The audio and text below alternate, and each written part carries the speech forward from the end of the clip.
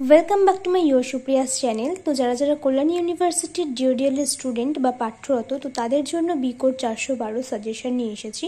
তো চলো এবার দেখা যাক যে আমাদের এক্সামের জন্য কি কি পড়তে হবে। ফার্স্টে তোমাদের যেটা পড়তে হবে, এখান থেকে পর্যায়গ্রন্থ 1-এ যেটা পড়তে হবে তুলনামূলক সাহিত্যের সংজ্ঞা, বৈশিষ্ট্য, স্বরূপ। পর্যায়গ্রন্থ থেকে পড়তে হবে শকুন্তলা, বিদ্যাসাগর, অবনীন্দ্রনাথ ঠাকুর, রবীন্দ্রনাথ ঠাকুর। মেঘদূত থেকে পড়তে হবে রবীন্দ্রনাথ ঠাকুর, সত্যেন্দ্রনাথ ঠাকুর।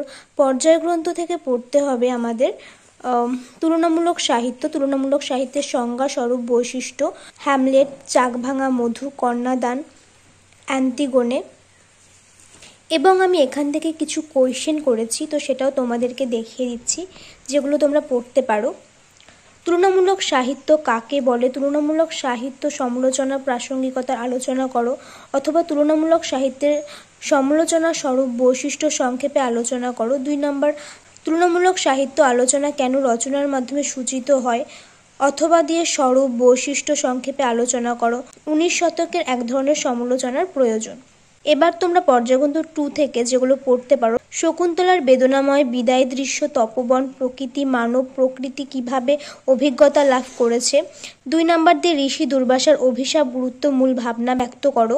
3 নম্বর অনুসূয়া, প্রিয়ংবদা চরিত্র শকুন্তলাকে সম্পূর্ণতা দিয়েছে বা নাটকের গুরুত্ব আলোচনা। তারপর তোমরা পড়তে পারো, এই কোশ্চেনটা তোমাদের পড়তে হবে না শেক্সপিয়ারের, এখান থেকে পড়তে পারো বিদ্যাসাগর কালিদাসের অভিজ্ঞানম শকুন্তলা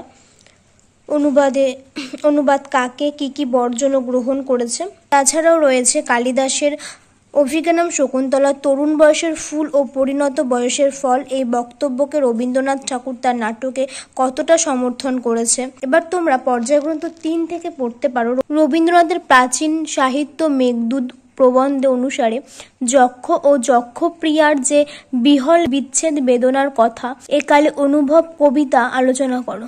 আর পর্যায়গ্রন্থ 4 থেকে তো তোমাদের বলে দিয়েছি যে কি কোয়েশ্চেন তোমরা পড়তে পারো। এখানে পর্যায়গ্রন্থ 1 আর পর্যায়গ্রন্থ 4-এর কোয়েশ্চেন সেম।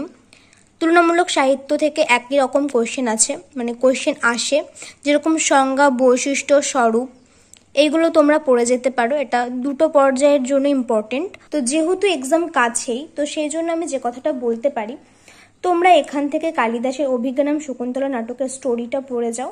দেন এখান থেকে তোমরা বিদ্যাসাগর, অবনীন্দ্রনাথ ঠাকুর, রবীন্দ্রনাথ ঠাকুর, এই 3টে পড়ে যাও। তারা শকুন্তলা সম্পর্কে যে মতবাদ রেখেছে সেটা তোমরা পড়ে যেতে পারো। এবং এখান থেকে তোমরা কালিদাসের মেঘদূত টোটাল স্টোরিটা ভালোভাবে তোমরা পড়ে যাও। দেন এখান থেকে তোমরা রবীন্দ্রনাথ ঠাকুর, সত্যেন্দ্রনাথ ঠাকুরের যে যক্ষের নিবেদন, এটা পড়ে যাও। মানে মোট কথা তোমরা এখান থেকে পর্যায়গ্রন্থ থেকে তুলনামূলক সাহিত্যের সংজ্ঞাস্বরূপ বৈশিষ্ট্যটা 1 বা 4 দুটোর জন্যই ভালোভাবে পড়ে যাও। আর পর্যায়গ্রন্থ 2, পর্যায়গ্রন্থ 3 জন্য অভিজ্ঞানম শকুন্তলা নাটকের স্টোরিটা পড়ে যাও। মেঘদূতের কালিদাসের যে মেঘদূত, সেই স্টোরিটা পড়ে যাও। দেন এখান থেকে তোমরা রবীন্দ্রনাথ ঠাকুর, সত্যেন্দ্রনাথ ঠাকুরের মতবাদটা পড়ো।